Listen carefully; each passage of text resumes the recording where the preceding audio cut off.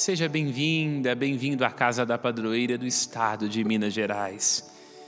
Queremos te receber no colo de Nossa Senhora para que você possa experimentar dela as graças de que tanto necessita, de que tanto necessitam aqueles por quem você ora. É momento da Léxia Divina, nossa instância de encontro com a Palavra de Deus, palavra que é sussurro, voz suave, palavra que é vida da nossa vida, como lembra o Salmo 35, 36. Palavra que sustenta cada uma das coisas que existe. Palavra que sempre encontrou um espaço especial no coração de Nossa Senhora da Piedade. Um santuário mariano. Não poderia ser um santuário mariano se não tivesse um momento de meditação da palavra. Maria guardava em seu coração a palavra, os fatos, neles pensava. Maria é a Virgem que sabe ouvir. Vamos juntos suplicar a presença do Divino e Santo Espírito, o Espírito cuja esposa é Maria. Ó Espírito Santo, disponde nossa memória, nossos sentimentos, nossa vontade, nossa sensibilidade, que tudo possa ser encharcado e inebriado pela vossa presença. Que não sejamos nós a falar, mas a Ti, ó Espírito Santo, as Suas palavras possam habitar o nosso coração e assim nos preencher. Estamos hoje no 21º domingo do tempo comum. Vamos meditar Isaías 22, versículos 19 a 23, Salmos 137 e 138, Romanos 11, 33 a 36, Mateus 16, de 13 a 20.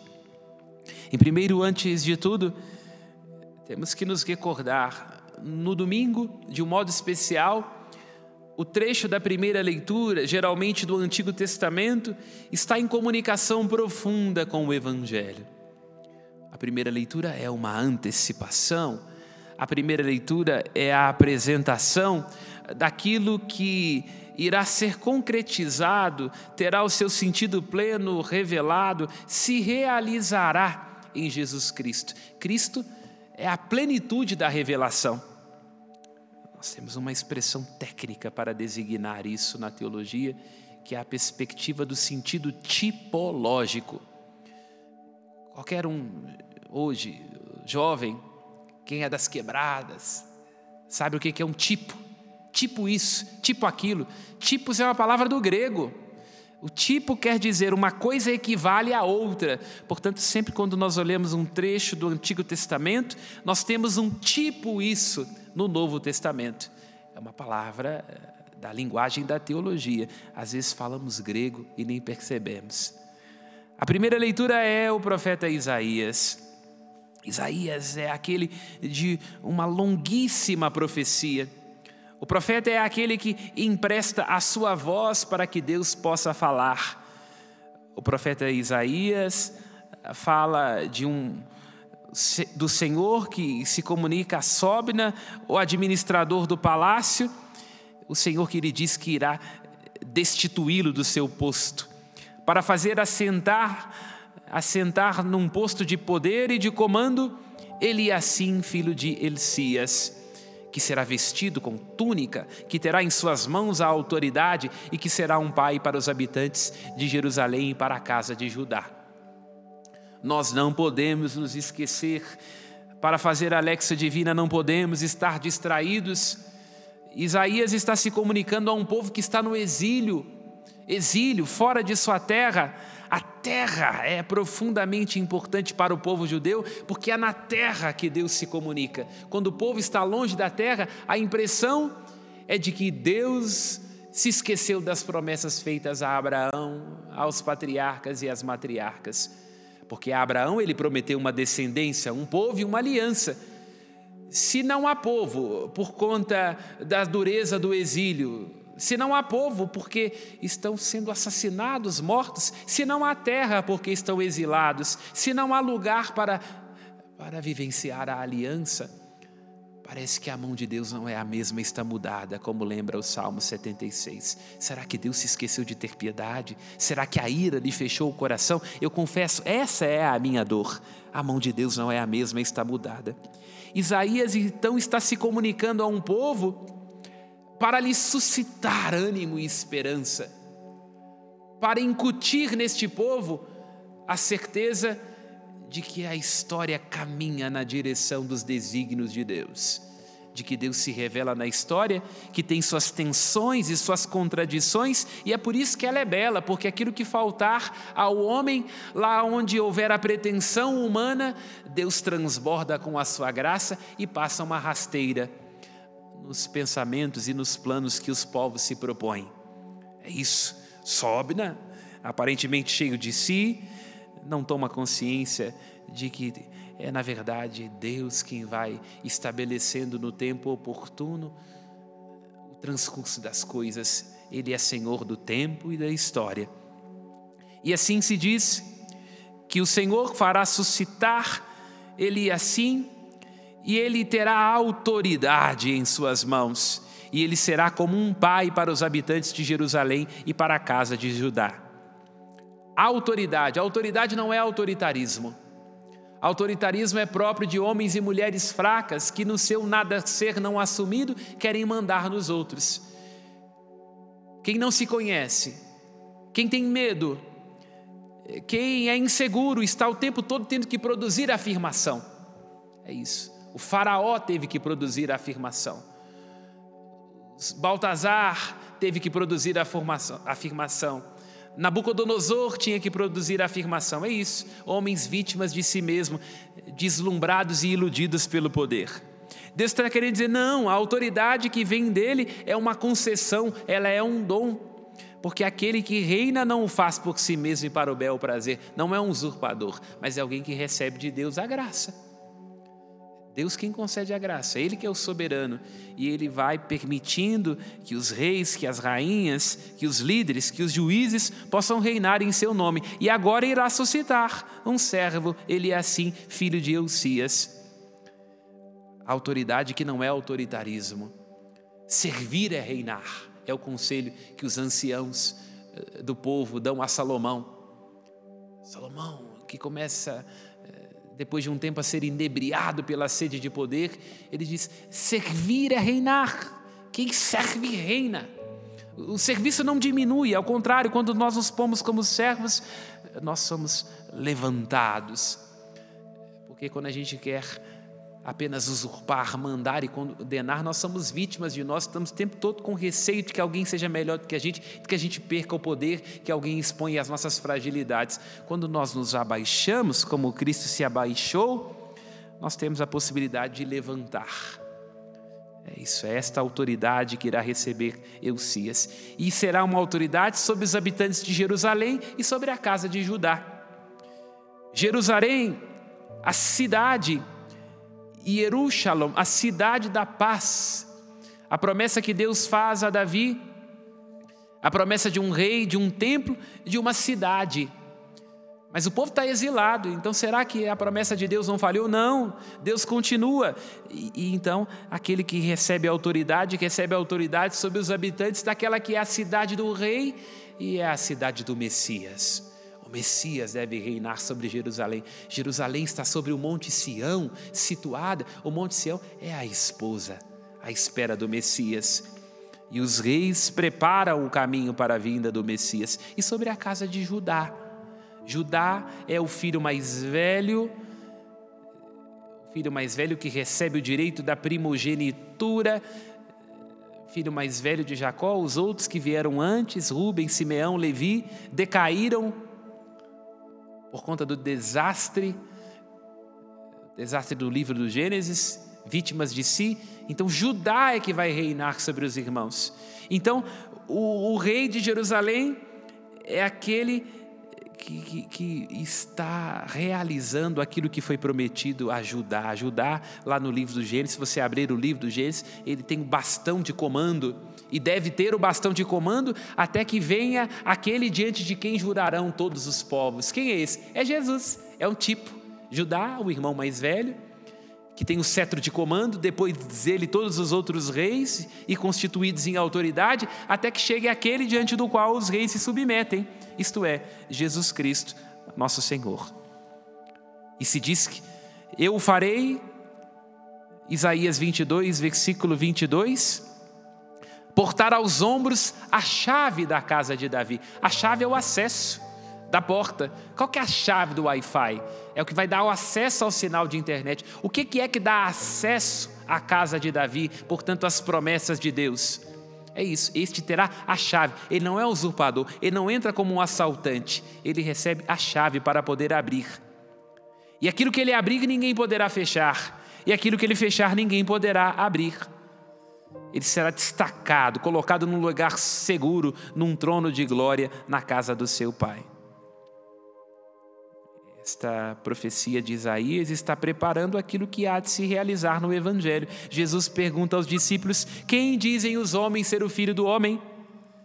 Alguns dizem, Mateus 16, versículo 13 e 14. Alguns dizem que é João Batista, ou seja, um profeta, ou Elias, Jeremias, algum dos profetas. E vós, quem dizeis que eu sou? Vamos meditar isso? Jesus é aquele que tem a autoridade e a chave em nossos corações? É Ele que abre e ninguém pode fechar? É Ele que fecha e ninguém pode abrir? Ou Ele é só mais um outro? Ele tem que ser o único. E esta resposta só pode ser produzida individualmente no coração de cada um de nós. Porque já tentaram fazer alguém passar por uma porta sem querer? Já tentaram abrir a possibilidade para alguém que quer ficar fechado? Já tentaram ajudar alguém a ver alguma coisa e esta pessoa quer ficar cego? É impossível. Quem dizem os homens ser o Filho do Homem? O Filho do Homem, aquele da visão de Daniel. Ainda há alguns dias refletimos sobre esta passagem. Aquele que concentra em si a realização das promessas feitas aos profetas. Quem dizem os homens ser o Filho do Homem? Aí Pedro diz: tu és o Messias, o Filho do Deus vivo. Tu és o Cristo no grego, traduzido por Messias. Tu é o Messias, o ungido, entende? O rei era ungido do Antigo Testamento, até que chega aquele que é o ungido, o artigo definido, não é qualquer um, é o ungido. Aquele sobre qual repousa o Espírito do Senhor, a misericórdia dele, o Filho prometido a Davi, o Rei que está na cidade e que é em si o próprio templo. Ele, o Messias, o Filho do Deus vivo. Todo rei se propõe a ser filho, mas no sentido estrito, só o Cristo pode ser filho, porque ele é gerado na eternidade imemorial dos séculos. É ele que está sendo revelado diante dos apóstolos. O Filho do Deus vivo, o Deus que vive para sempre. Quer dizer, aquele que é desde o princípio, que era e que será. É isto que sai dos lábios e da confissão de Pedro. E Jesus diz: feliz és tu, Simão, filho de Jonas, porque não foi o ser humano que te revelou isso. Maldito o homem que confia no homem. Toda a carne é como erva, toda a glória é como a flor do campo. A erva seca, a flor murcha, somente a palavra de Deus permanece. A palavra de Deus é viva e eficaz. É ela que dá a vida, que traz a vida, que faz a vida voltar dos ossos ressequidos, que suscita a esperança no coração do povo a quem se dirige Isaías. Pedro está confessando isso. E Jesus diz: feliz és tu, Simão, porque não foi o conhecimento humano, não é uma questão da cabeça. Te foi revelado, Simão, do alto. Te foi revelado do alto.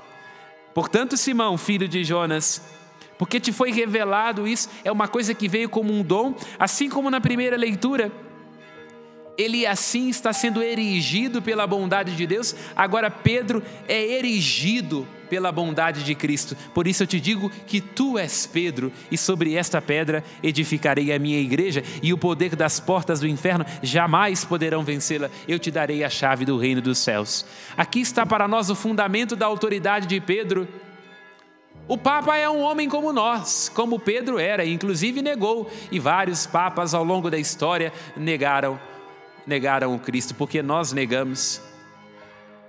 O Papa é um pescador, como lembra São Bernardo de Claraval, cujo amigo se torna Papa, e ele vê que o amigo está se envaidecendo, ele diz, Bernardo Claraval diz ao Papa, seu amigo, se lembre, o Papa não é sucessor de príncipes, mas de pescadores. Não é por conta daquilo que Simão tem de si, mas é aquilo que é revelado e é graça do alto. Simão recebe a graça de ser uma pedra, a pedra, a solidez, o Papa e os sucessores do apóstolo Pedro têm que confirmar na caridade. A nossa igreja é apostólica, porque senão nós seremos como as outras igrejas por aí, não é? Que vão se fundamentando umas às outras, e uma coisa não pode ser fundamentada sobre si mesma. O alicerce da casa é o ponto de partida. Como é que uma parede vai se apoiar na outra? Ela cai, ela vai ruir. O fundamento da fé da igreja é a doutrina dos apóstolos, sendo o primeiro dos apóstolos o Papa, porque assim começou com Pedro. Sobre esta pedra edificarei a minha igreja. O poder das portas do inferno, do Hades, do submundo, jamais poderão prevalecer sobre ela. Temos confiança nisso?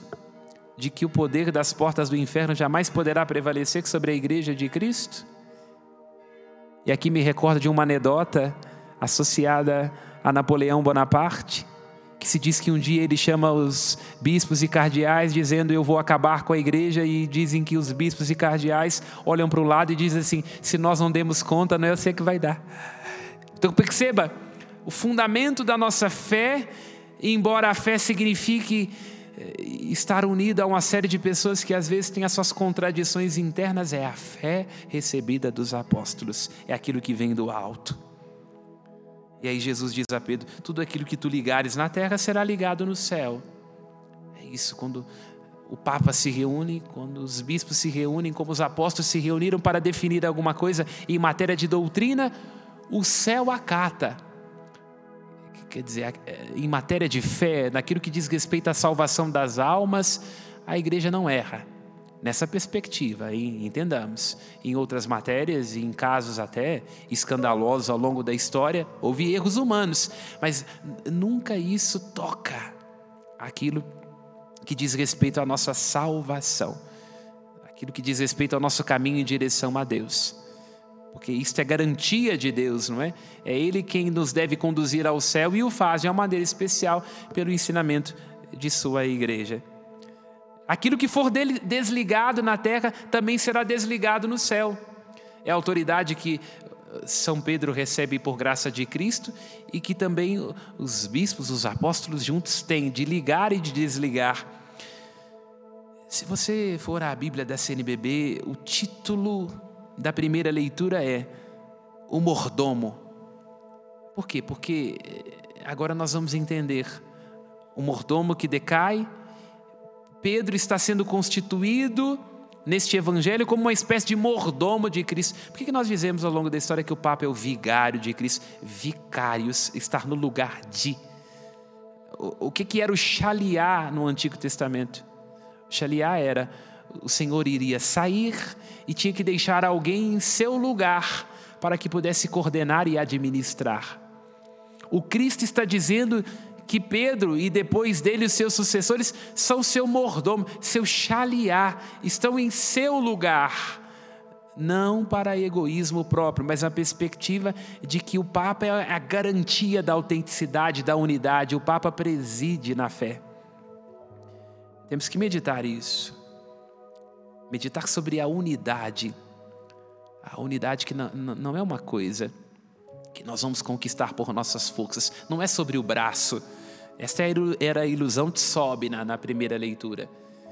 É sobre poder ter a graça de um outro, que é totalmente outro, e que por sua graça nos constitui, nos elege e nos sustenta. É isso. O fundamento da fé da igreja, da unidade da igreja, a garantia de que aquilo que nós transmitimos como tradição é recebido dos apóstolos e a eles se reporta, vem de Deus.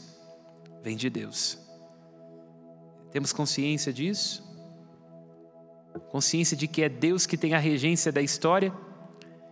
Temos consciência de que é de Deus que tem que vir a autoridade em nossas vidas? Sabemos que servir é reinar? Estamos conscientes dessa responsabilidade, em primeiro lugar dada a Pedro, mas rezemos isso. Você que nos acompanha agora, reze isto. Como é que você tem permitido que Cristo seja em sua vida aquele que abre e que fecha, aquele que liga e que desliga, aquele que é soberano e que reina na delicadeza e no desafio do seu amor? E como é que você tem se percebido como aquele que tem que ir com coragem, como aquela que tem que ter com coragem, com parresia, anunciar o Cristo, anunciar a verdade da salvação trazida por Jesus Cristo, ser alguém que é capaz de fazer pontes.